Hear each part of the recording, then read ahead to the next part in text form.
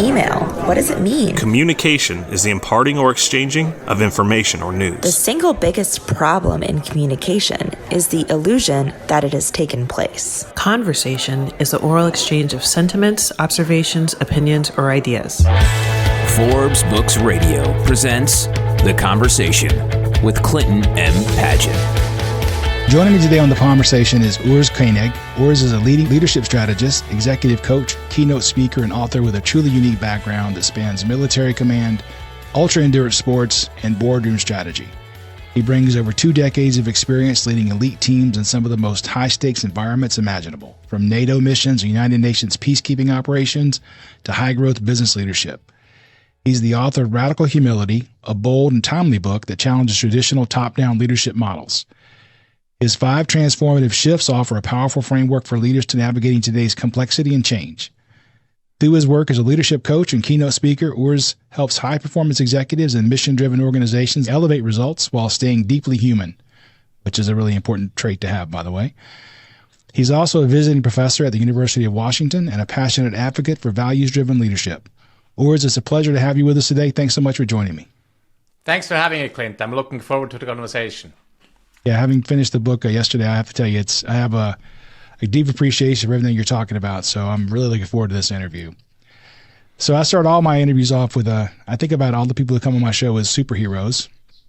And so every superhero has an origin story. I'd like to know what's yours.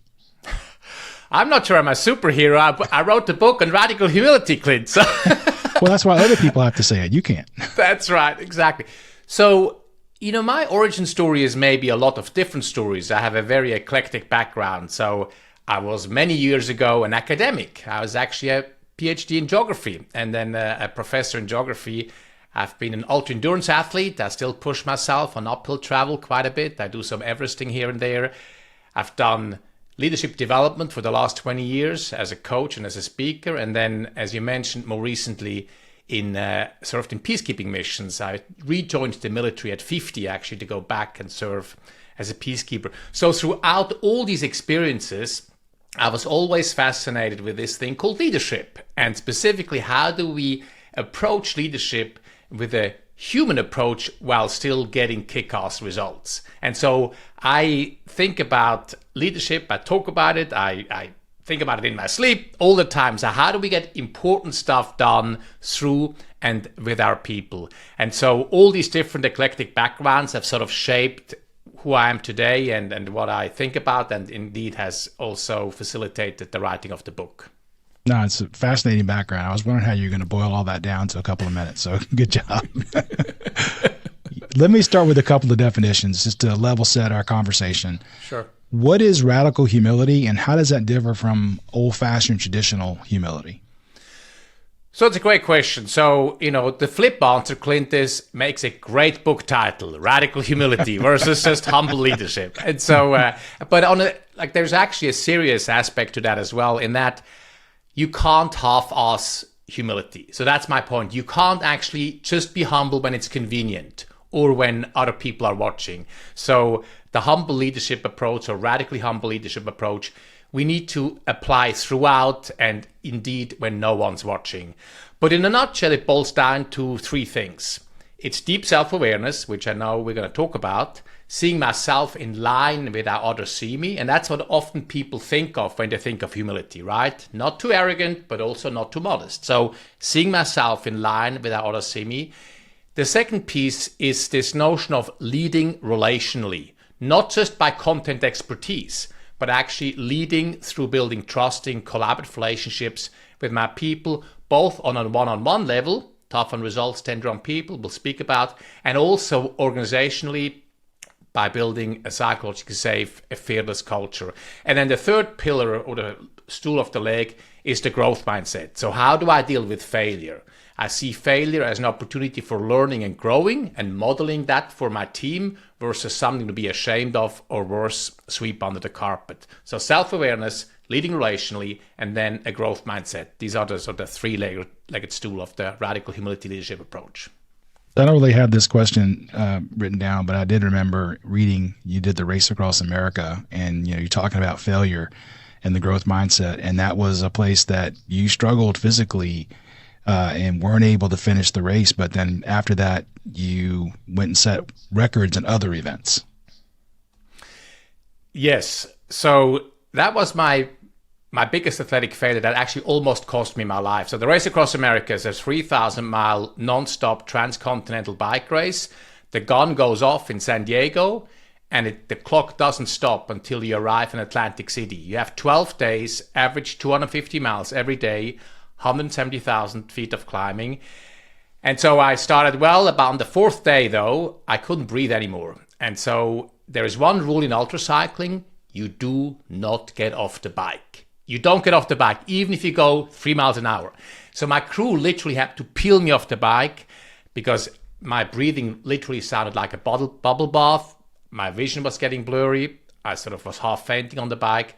We drove to the closest medical facility, and my oxygen saturation, that's the little thing they put on your finger when you do your annual physical, was at 42%.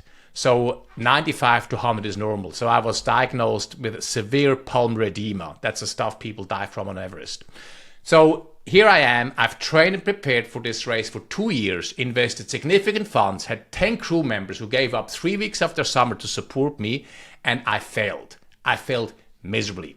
So I was lying there in ICU, and then I had plenty of medical complications following that. I felt ashamed, I felt embarrassed, I felt worthless, all these strong feelings. And, if all of our listeners, if we're honest, we all can relate to these feelings we feel when we fail, especially when we fail publicly, especially when we're high achievers. So I had all these feelings. So I was flooded by these strong emotions. And when we're flooded by these strong emotions, it makes it really hard for us to learn from our experience because we're so, caught up in our emotional state. And so through a lot of talking through my experience, I worked with a counselor in depth. I talked to my crew members, my family. I was able to, over time, and it took me some time, to reframe my failure. So shifting from being flooded by my strong emotions to learning from it. And actually, I defined my own reframe statement, which I now talk about in my keynotes. Let's come up with an actual reframe statement. And mine said, my DNF, my did not finish, will make me faster next year. Why? Because of all the learnings that I took away from that experience. In fact, the main contributing factor to my pulmonary edema was sodium overload. So salt leads to water retention. So my body had water retention because I took in too much salt. So I learned that. So obviously the next season when I was racing, I was watching my sodium intake like a hawk. I was on a scale every 100 miles to make sure I'm not putting on weight, as in water. And so that allowed me to then come back and race stronger the next year. So but the key element here really is, and it's applicable to all of us, how do we shift from being flooded by these strong emotions when we fail to actually being able to learn from it, sort of moving out of our hearts into our minds, and reframing. Reframing is the key skill that we need to apply. That's probably a much longer answer than you wanted, but that was my experience, yes. No, I appreciate that. I didn't even have this on the list of questions. It was just something that popped into my head, this Race Across America, and how, you trained all that time, and then you went on, and I don't think you raced in that again, but then you set records in other, course records and other events, and you went on to do. So it's I probably jumped too far ahead, but that's all right. So what inspired you to write Radical Humility, and why now?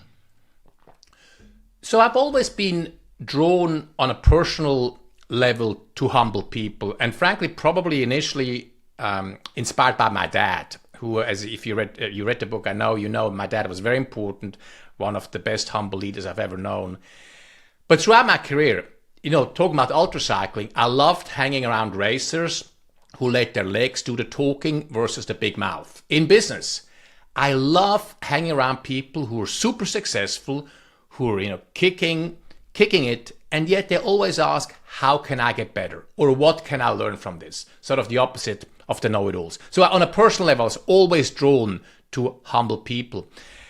And then I sort of embarked through my executive coaching at the end of towards the 2008-9, when we came out of the financial crisis. A lot of my executive coaching clients found themselves always a step behind, and a lot of them were still leading top-down command control. Everything needs to flow through them.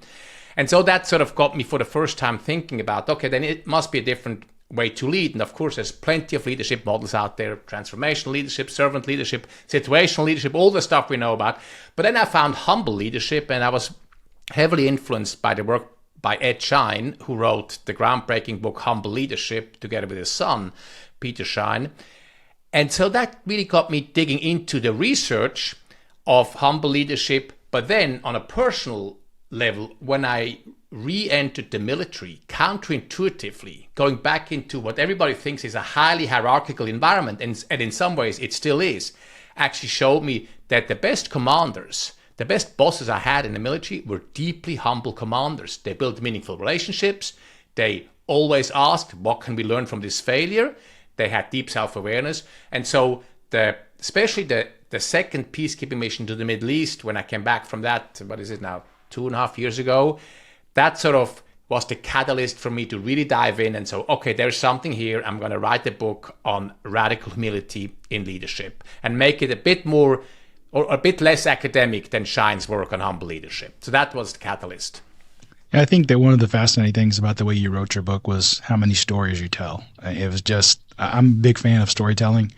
I think there's power behind that, and I think people remember stories better. So you get the point across in the story, and you did a great job of that with every chapter just had story after story after story. If you just, I'm not suggesting you do this, but if you just skip and read all the stories, you'll get a lot of the content. Thank you. Absolutely. Yeah. So was there a personal or professional turning point that made you realize the power of humility in leadership? You know, there wasn't one. So, I mean, if I had to point to one thing, it's really these peacekeeping missions. So within the peacekeeping missions, there were plenty of experiences. I can, tell one quick story, or anecdote, which I tell in the book. My commander in the Balkans, actually in Kosovo, he opened a meeting with me with these words. He sat me down, was a colonel, I was a captain. He sat me down in his office and he said, Urs, I love you. I do.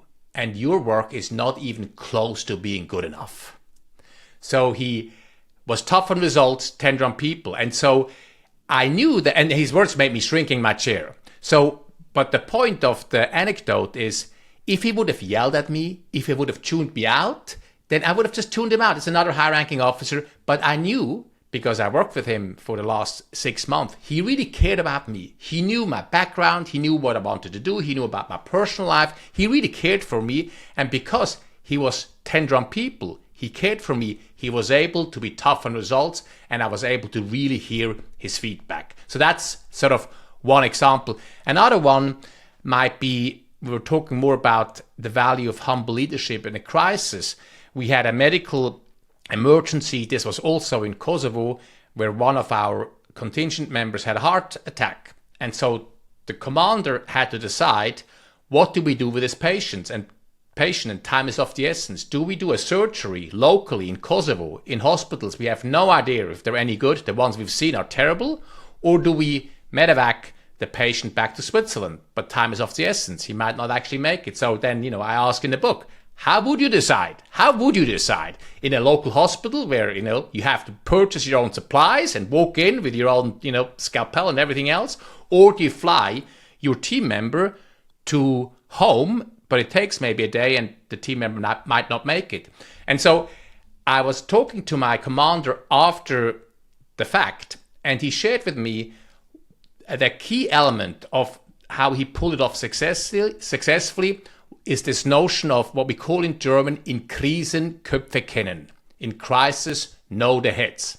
So he pointed out to me that between 10 p.m. and 3 a.m. when this happened, he called up the Swiss ambassador to Kosovo, who he had built strong collaborative relationships with by regular lunch meetings every 2 weeks, and asked him, what's the deal with hospitals? The ambassador immediately jumped into action, called up the surgeons he knew, who then also activated the surgical teams, the best surgical team in the country. So because of this relationship my commander built with the ambassador, he was able to leverage that. At the same time, he called the Italian contingent commander, who he knew had a plane on the ground. And the Italian contingent commander was able to cut through some red tape, have the plane on standby. At the same time, he called Swiss International Command, and they put the jet of the Swiss government on high alert in case they need to fly back the patient. which indeed that's what happened. But the point here is really, in crisis, orders, flowcharts, procedures are less important than the strong relationships you've built and the red tape you can cut through to get to the people who really count. Now, I'm not saying that procedures and orders and flowcharts are not important, but often the personal relationships actually prove to be more important. And so that was another sort of quintessential moment where I went, okay, and as I've mentioned in the beginning, a core element of humble leadership is leading by relationship. You never know who you have to rely on when the famous stuff hits the fan, as it always does, right? So building bonds with others really is a preemptive move. So these are two sort of quick examples that stand out from these two missions. So something comes to mind is I've interviewed people and I know people who write books like Relationship Economics. And I'm just curious, how do you not, I don't want to think of my relationships as something that I can gain from economically. How do you balance that where you're trying to you build relationships the right way and not just see what you can get out of it? Right. So do I just build transactional relationships, right? So basically I just can call on you if I'm... So look, the leadership, I might say this a few times during our conversation, Clint, leadership is a thinking person's sport, right? And so it's no black and white. It's a bit of a balancing act. So on the one hand, I even write about an example in the book. We need to be very strategic about the sort of people we want to build relationships with. And so I mentioned in the book an example where I literally pull out the org chart of my UN peacekeeping mission and identify key people I want to build strong relationships with. So there's nothing wrong with being strategic and thoughtful about the sort of people who I know would be helpful with me. But then how I go about it, that's important.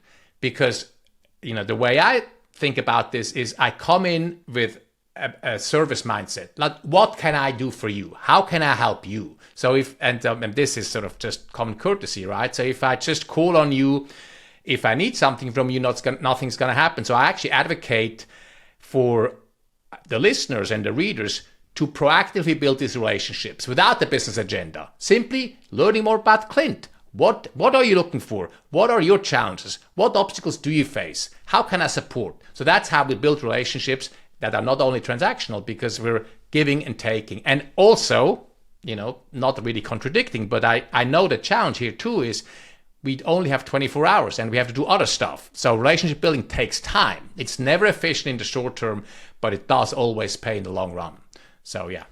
I think you tell another story in the book where I'm going to get the acronym wrong. You were the SNR or you were something where, and they reached out to you to help them solve a problem. And that only happened because you had been proactive in reaching out to each individual. This, I think, was during COVID. So you had to do it through through Zoom or whatever, through video. And you made us, I think you had 30-minute calls you set up with each one just to get to know them. And then through that, you did establish a relationship where you could indeed help them. That's right. And I think that's exactly right. And not to, I make plenty of mistakes, to be clear, but this one I actually did quite well. So, and exactly the point is proactively establish a relationship before you need something from the other person, right? And so, it doesn't have to be long. It can be 20 minutes, 15 minutes. I write about this. I think I still remember the head of mission. We talked about my home country and my hometown of Zurich. And he's not Swiss, but he loves spending time with his kids in Zurich. The chief of staff and I shared a passion for ultra-endurance sports. Like, you have that basis. Now we can get business done together, right? There might be football or golf or whatever it might be, right? Or wine, fine dining. I don't care. So we find common ground, build a relationship up front, be proactive, come at it with a giving mindset, and then you can rely on these people when you really need them. So we may have already touched on this one, but I'm going to ask it anyway. Can you walk us through a moment when you're in your leadership journey where embracing humility fundamentally changed the outcome of the situation? Well, so I think, let me answer this. I'm going to answer this differently, actually, where I wasn't humble. And it didn't work out well. And we talked about this quickly in the green room, actually. So I was fired once from a job because I wasn't humble. I didn't know when to shut up, frankly. So I was working in-house for an investment advising firm as a marketing director during the financial crisis. And anybody who's worked in financial services during that time knows that layoffs were almost an everyday thing. So I already went through 3 layoffs, and then the 3 C-level executives asked me to their office to, get my take on the next round of layoffs. Who can be cut? What can be cut? And because apparently at that age I didn't know when to shut up, I didn't know any better than to say, well, for a company of our size, we don't really need 3 C-level executives. It did not prove to be a career-enhancing move. The next day I was let go. And so the point here is that I wasn't humble. I didn't know how to, I wanted to have the last word. I wanted to be the smartest in the room. I didn't read the situation well, and it cost me my job. So that's an example of where I didn't show up with humility, and it didn't work out well. Well, I always appreciate people that are honest. And when I read that book, I gasped out loud and thought, he did not say that, but you clearly did. So it worked out for you. So. Oh yeah, it's all good.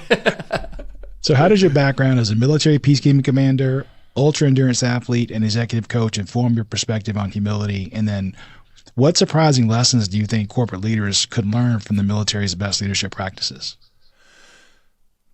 So I think across all the different experiences I've had, it's probably too obvious to state, almost a cliche, but leadership is a people's business. And I fundamentally believe that if you want to be a leader, you actually have to love people.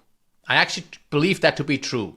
And it doesn't mean you have to be an extrovert. Like people often mistake that. No, it doesn't mean that. But you have to fundamentally enjoy engaging with people, regularly. And so across all, it doesn't matter if you're leading ultra teams, academia, boardrooms, the military, it's people's business.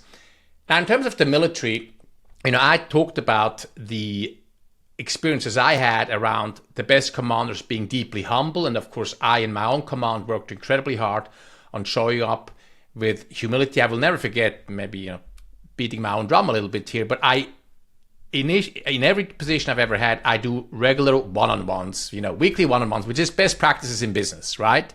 I think I was the only commander in our contingent who had regular one-on-ones every week for half an hour, no agenda, your time, we talk about anything. And at the end of each meeting, I would ask, and what feedback do you have for me? What do I do well as your commander? What can I do better? So that's not very humble of me, but I did do that well. But the other piece, I actually come back to Stan McChrystal, Team of Teams. So, he is, and I write about him in the book, and he is just coming out with his next book, actually, on character, I believe. And of course, the way he lost his job, was not all that pleasant. But his book, Teams of Teams, is really outstanding. And Stan McChrystal talks about a lot of different things, including the importance of relationship building, which is the Team of Teams approach. And he talks about the importance of leading like a gardener instead of a chess master. So a chess master is you control your pawns on the chessboard, top-down command control, you move pieces around. Leading like a gardener. As a gardener, you can't make plants grow. Much like you and I, Clint, we can't actually make our people do stuff. But what we can and what we must do when we lead like a gardener is plant the right seedlings, the right spot, take the wrong seedlings out, by the way, too, water, weeding, provide the right environment so that our people, our plants can flourish and grow. Sort of moving from top-down command control chess master to humble creator of the right environment. And so McChrystal, in my book, is one of the first military leaders. Of course, there's also, Marquette's Turn the Ship Around, which is an outstanding example of military leadership and humble military leadership as well. So I think that the corporate world can for sure learn from these examples, and by the way, vice versa, the military can learn from plenty of humble leaders in the business world as well. Glad you brought both of those up, because I was going to ask you about Team of Teams, because I deal with teams every day in my job. And then I actually interviewed David Marquette back in 2021 on the podcast. So he was another great guy to talk to. Yeah, I love his work. It's so good. Yeah. So what are some of the biggest misconceptions people have about humility and leadership? Look, the biggest is, so if I'm humble, am I a pushover? Am I weak? Do I not have confidence? So, I turn this around. I say, you actually have to be fundamentally confident in yourself if you want to show up with true humility. So think about it. Only if I have a real strong sense of self, fundamentally confident in my skills, my abilities, am I actually able to ask you for feedback. So Clint, so what can I do better? If I'm insecure, then I cover up my insecurity with arrogance, right? And so I believe that we need to be fundamentally confident to actually show up with humility. And similarly, people challenge me and okay, then I'm humble, I'm a pushover, I'm not ambitious. No, it requires really humility to ask the hard questions. So Clint, why do we not achieve what we need to achieve? What's my part in this? How can I do better? That's humility, but we need to ask these hard questions in order to achieve hard goals, which is a definition of ambition. And so I believe they go hand in hand. And I think it's more than semantics, actually. So humility does not mean being a pushover. I can be deeply humble, show up with radical humility, and still stand very strong and very confident in my position and talk about my skills, my background, what I know, and also what I do not know. And so to me, that's the biggest misconception people have from the outset. Well, one of the things you mentioned early on is know thyself, and that's knowing what you're good at and what you're not good at. And then I like the fact that you constantly ask the question that you may already think you know the answer to, but you're still asking it, how can I get better? You may think you just nailed it and then ask, how can I get better? And somebody might give you some information like, oh, okay, I could have done that better.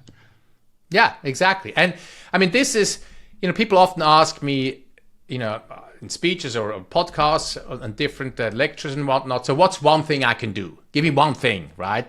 And so that is often the one thing I tell people to do. Start asking for regular feedback from your team members at the end of your one-on-ones. And I have sort of techniques in the book around how to help people being honest, because, when you, for the first time, ask your team members, or give me some feedback here, speaking up to the big boss about what he or she might not be good at can be challenging. So there's ways you can actually manage that. You can say things like, you have some self-awareness, I hope. You can say, sometimes I move too fast, Clint. I know I don't bring everybody along, right? I have awareness around that. So give me some feedback on what I can do better around that. So that actually helps the team member to give you feedback on a goal you identified yourself. And you can also, and I've done this quite often, explicitly call out the challenge. You can say, hey, Clint, it can be hard for your boss to give feedback. I find it sometimes hard to give my boss honest feedback. So I acknowledge that, but I actually see your ability to give me honest feedback as part of your professional skills. So there's different ways we can mitigate this fear of from people giving us feedback. And the other piece I often say is, when you start to do it regularly, it's like any muscle. It doesn't become this big scary thing we do once a year. We do a 360 and everybody's freaking out about what's coming back. No, you do it every week and you catch small things. I have one example in the book. It's a totally ridiculous example. I'm an old officer. I come back from the field, my sidearm goes on the desk, I start to work on my computer. These days, you don't do this anymore. The sidearm is either on your body or it's locked up. But I'm an old guy, so that's how I did it. And it bugged my young officers. I asked for feedback, as I did during my one-on-one, and one of my officers was able to point this out. It was a small thing, but it really bugged him. Easy for me to fix. So my point is, you ask regularly for feedback, you pick up small little things before they become the big white elephant in the room. So there you go. Do you think humility can be learned, or is it something you're born with? Oh, Clint, that's the age-old, are leaders born or made? You know what my answer is? Yes. A little of both then. All right. Well, yeah. Look. I honestly think this is not different from any other leadership skill we can learn or anything in life. Some of us have more or less talent, but if I didn't think that this can be teachable, that we can all get better at it, then I wouldn't be writing books and speaking. So I do believe we all, and I talk about this tough and results-tender on people, which we touched on. We all fall somewhere on this spectrum, actually. So I talk about we need to be both, but most of us, all of us, some of us are more relationally driven, some of us are more results-driven. And I often do this during keynotes. I do a Mentimeter, an assessment. Where do you fall? where do you assess yourself? I'm more of a relationship person, actually, so I have to work hard on being tough on results. Actually, I'm going to ask you, Clint, where do you fall? Tough on results, tender on people, naturally? Probably tender on people. Yeah, so like me, more relationally driven. And so then the question becomes, how do we move from or to and? And so for people, I'm speaking for myself here, what's one tough feedback you know you haven't given and you need to give? I have 2 teenage kids at home. By the way, all this stuff I'm talking about here applies to parenting in a big way. So, bloody hell, I haven't given that tough feedback to my teenage son, and I need to do it, right? Or my teammates. So challenging myself, if I'm more tender on people naturally, how do I give that tough feedback? And that is my whole premise of the book. Humility is not weak, it's not meek, it's about achieving stellar business results while still being a good human, and it's possible. So for those of us that are parents, I have a 17-year-old as well. It'd be 18 in June. And I took the book to my wife and made her read the section on how being humble can actually make your grades go up. So I love it. Yeah. but that's actually, I love that study. So, humility was a better predictor than intelligence, than long hours. Why? Because humble students ask for feedback. They are not too good to learn from the best students, like emulate their study practice. So humility, best predictor of students' performance. I love that too. Yeah, totally. He said, please ask him how we can get our 17-year-old to believe that. I said, I don't know. I'll try. So I just took my 7-year-old, quick aside, college touring last week, actually. We spent a week together, which I'm sure you can relate to. It's just wonderful because they don't really talk to you anymore at this age. So we were together for a week and in the car, on planes, and it was really cool. So I spent good quality time with him. That's great. It's funny, you were talking earlier about I'm going to get the phrase wrong, but it's the tender on people and tough on results. And, you mentioned your dad when you coming back from a Boy Scout trip and you were on your bicycle and how he met you halfway and was helping you with your stuff, but then he had a challenge for you on the back end. You forgot your medical kit, right? And so it's just funny, all these things we remember back as kids, back when we were, and now that we're parents, we can look back on those moments and go, that was a teaching moment. So, and you know what? Our kids will look back on the moments and tell stories in 30 years about what we did as parents or dads or moms, right? Absolutely, yeah. Well, that concludes part 1 of my conversation with Urs Koenig, leadership strategist, executive coach, keynote speaker, and author of Radical Humility. Coming up in part 2, Urs discusses the idea of leading your team like a compass rather than being a micromanager. There's actually research done that people who are, this is a digression, I'm sorry, people who are tasked with implementing their corporate strategy can't even name the top 3 strategic initiatives of their company. And they're actually in charge of implementing it. The point is, as leaders, we cannot over-communicate the common goal, where we're going and why we're going there. And then it's about stepping back and empowering and refraining from micromanagement and in order to feel in control. So that's the leading like a compass. Having the humility to let your team members shine, by the way, that's the other piece. Like my biggest success, and Jim Collins wrote about this many years ago, my biggest success as a leader is the success of my team. If there's success, I look out the window. If there's failure, I look in the mirror. Thanks for listening to The Conversation. To find out more about Clint, go to clintonmpaget.com and pick up Clint's book, How Teams Triumph, Managing by Commitment, at Amazon. The Conversation with Clinton M. Paget is a production of Forbes Books.